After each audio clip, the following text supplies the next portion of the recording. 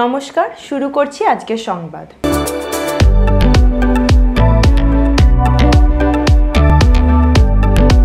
কাজ চলছে বাংলার বাড়ি প্রকল্পে।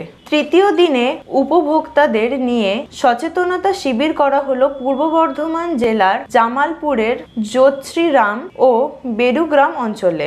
এবারে আপনাদের সামনে যিনি লড়াই করেছিলেন দিল্লির বুকে 100 দিনের কাজ বাংলা আবাস যোজনার টাকার জন্য, এবং আপনাদের বিধায়ক, আপনাদের কাছের মানুষ, সুখে দুঃখে মানুষ, আমাদের অলোক কুমার মাঝিকে কিছু বলার জন্য অনুরোধ করছি। ধন্যবাদ।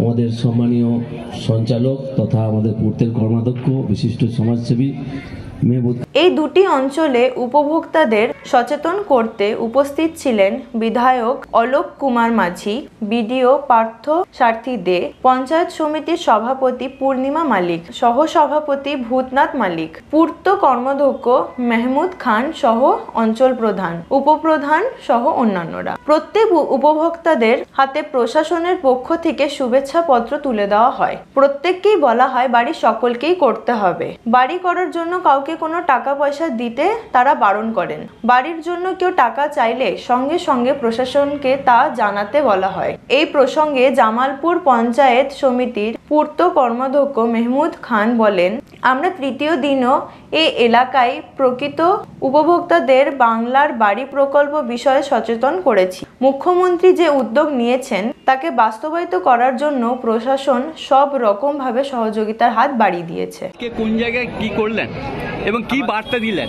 আমাদের জ্যোতিশ্রীরাম অঞ্চলে আজকে প্রায় 1000 বেনিফিশিয়ারি আজকে মাননীয় মুখ্যমন্ত্রী মমতা বন্দ্যোপাধ্যায় যে বাংলা আবাস যোজনার যে টাকা তাদের অ্যাকাউন্টে ঢুকেছে, তাদেরকে আমরা বেনিফিটকে ডেকেছিলাম। এখানে উপস্থিত ছিলেন আমাদের বিডিও সাহেব, ছিলেন আমাদের বিধায়ক, পঞ্চায়েত সমিতির সভাপতি, সহসভাপতি, প্রধান, উপপ্রধান সকলেই ছিলেন এবং বেনিফিশিয়ারি ছিলেন। তাদেরকে নির্দেশ দেওয়া হলো যে মাননীয় মুখ্যমন্ত্রী মমতা বন্দ্যোপাধ্যায় যে আপনাদের টাকাটা দিয়েছেন, এই টাকাটা আমাদের তাড়াতাড়ি ঘর করতে হবে। ঘর করতে পারলেই জানলা বন্ধ করলে পরে যে 60,000 টাকা সেটা আমাদের আবার পেয়ে যাবেন। এই ক্ষেত্রে আমরা বললাম যে সার্বিক এই টাকাটা মাননীয় মুখ্যমন্ত্রী মমতা বন্দ্যোপাধ্যায় দিয়েছেন।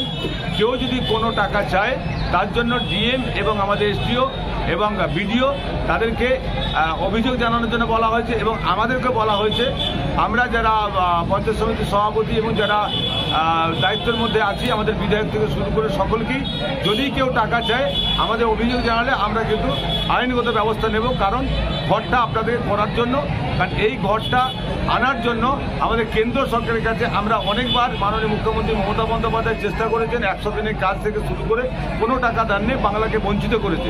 কিন্তু মাননীয় মুখ্যমন্ত্রী মমতা বন্দ্যোপাধ্যায় যে কথা দেন সে কথা রাখেন, সেই কথা রেখেছেন। আমাদের জামালপুর ব্লকে এখন পর্যন্ত 6391 জন এখন পর্যন্ত অ্যাকাউন্টে টাকা ঢুকেছে। আগামী দিনে 12,000 এখনও আমাদের তাদের নাম আছে, তাদের অবশ্যই PWL এর নাম আছে, তারা আগামী দিনে পাবে। প্রত্যেককে শুভেচ্ছা রইল, সকলে ঘর করুন। মাননীয় মুখ্যমন্ত্রীকে আমরা জামালপুর ব্লকের পক্ষ থেকে ধন্যবাদ জানাই।